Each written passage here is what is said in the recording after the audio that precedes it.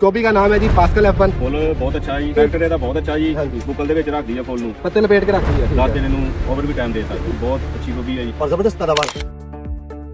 अगर आपको दूध जैसा सफेद फूल चाहिए गोभी का तो आपको आना पड़ेगा सिर्फ और सिर्फ ग्रीन गोल्ड के पास। तो इस गोभी का नाम है जी पास्कल F1। 36 जेबी के अंदर माशाल्लाह लगी हुई है। आज हम अपने फार्मर के पास मौजूद हैं, इनसे हम पूछते हैं कि पास्कल F1 के बारे में इनके क्या रिव्यूज हैं। अस्सलाम वालेकुम जी।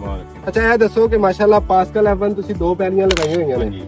ਤੇ ਇਹਦੇ ਫੁੱਲ ਦੇ ਬਾਰੇ ਕੀ ਤੁਹਾਡੇ ਤਾਸਰਾਤ ਨੇ, ਕੈਸਾ ਰੰਗ ਹੈ ਇਹਦਾ? ਫੁੱਲ ਬਹੁਤ ਅੱਛਾ ਜੀ, ਠੀਕ ਹੈ। ਟਰੈਕਟਰ ਇਹਦਾ ਬਹੁਤ ਅੱਛਾ ਜੀ। ਹਾਂਜੀ। ਬੁੱਕਲ ਦੇ ਵਿੱਚ ਰੱਖਦੀ ਆ ਫੁੱਲ ਨੂੰ, ਪੱਤੇ ਲਪੇਟ ਕੇ ਰੱਖਦੀ ਹੈ। ਲਪੇਟ ਕੇ ਰੱਖਦੀ ਆ। ਤਕਰੀਬਨ ਵੱਢਣ ਦਾ ਟਾਈਮ ਆ ਜਾਵੇ ਤੁਸੀਂ 10 ਦਿਨ ਦੇ ਹੋਰ ਉੱਪਰ ਰੱਖ ਸਕਦੇ ਆ ਇਹਨੂੰ। ਠੀਕ ਹੈ, ਮਤਲਬ ਖਰਾਬ ਨਹੀਂ ਖਰਾਬ ਹੋਗੀ। ਨਹੀਂ ਹੋਏਗੀ ਇਹ। ਠੀਕ ਹੈ। ਇਹਦੀ ਏਡੀ ਬੁੱਕਲ ਆ ਜੀ, ਠੀਕ 10 ਹੈ। ਦਿਨ ਇਹਨੂੰ ਓਵਰ ਵੀ ਟਾਈਮ ਦੇ ਸਕਦੇ। ਮਾਸ਼ਾਅੱਲਾ ਅੱਜ ਕੱਲ ਮੰਡੀ ਦੇ ਵਿੱਚ ਜਿਹੜੀ ਗੋਭੀਆਂ ਨੇ ਉਹਨਾਂ ਦਾ ਰੇਟ ਨਹੀਂ ਹੈ, ਹਾਂਜੀ। लेकिन ये ਜਦੋਂ ਮੰਡੀ ਦੇ ਵਿੱਚ ਜਾਂਦੀ ਲੋग ਪੁੱਛਦੇ ਇਹਦੇ ਬਾਰੇ। इंशाल्लाह पूछेंगे जी रेट ਦਾ ਇਹਦਾ ਜੀ। बहुत अच्छी गोभी है जी। जी डॉक्टर साहब आप बताएं इसके बारे में कि पास्कल के बारे में आपके क्या रिव्यूज हैं? जी माशाल्लाह इसका देखें लश व्हाइट कलर और फूल का वजन माशाल्लाह बहुत अच्छा और जबरदस्त पैदावार। सीरत सलाम साहब के कितने दिन ये और असली फीड रखनी ਇਹ ਜੀ ਇਹ 20 ਦਿਨ ਹੋਰ ਅਸੀਂ ਰੱਖ ਸਕਦੇ ਹਾਂ।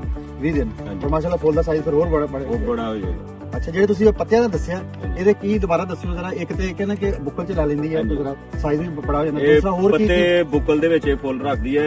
ਵੱਢਣ ਵਾਲੀ ਹੋ ਜਾਵੇ ਨਾ ਗੋਭੀ ਜੀ। ਤੇ 10 ਦਿਨ ਅਗਰ ਮਾਰਕੀਟ 'ਚ ਨਹੀਂ ਜਾਣ ਦਾ ਟਾਈਮ ਹੈਗਾ, 10 ਦਿਨ ਇਹਨੂੰ ਜ਼ਿਆਦਾ ਵੀ ਦੇ ਸਕਦੇ ਆ। ਇਹਦੀ ਇੰਨੀ ਬੁੱਕਲ ਹੈ ਇਸ। जैसा कि आपने सुना कि ये मार्केट में ले जाने के लिए हमारे पास ज्यादा वक्त मिल जाता है, जिसकी वजह से हम अच्छे रेट का इंतजार करके हम मुनासिब वक्त पर मार्केट या मंडी में फूल गोभी को ले जा सकते हैं। इसीलिए हम कहते हैं जी green gold is the dream gold.